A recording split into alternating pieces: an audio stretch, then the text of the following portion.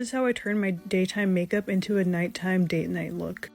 I started by using a translucent powder and I added that all over my face. I made sure to concentrate that mostly on my cheeks and on my forehead where I was the most oily, and then I used this finishing powder from Charlotte Tilbury to reset underneath my eyes.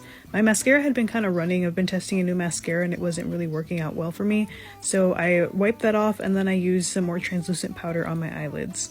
I took a brown eyeshadow and I started quickly packing that on all over the lid, and I just blended that out to have like one smooth base all over my eye. I wanted to try something a little bit different since this was a date night look, so I took that Wet n Wild palette and I used that green shadow and I just blended that out underneath both my eyes.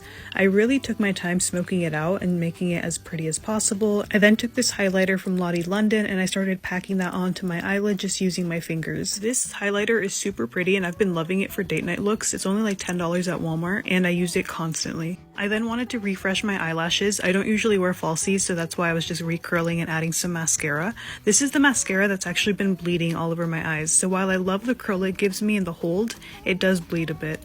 I just added a little bit of blush on top of what I was already wearing. Then I used that white shade from the Dior palette on my inner corner just to add a little bit of extra pop. I did that on my brow bone as well, just to make everything super cohesive, and patted that same highlighter onto my cheekbones. Then this was the finished look.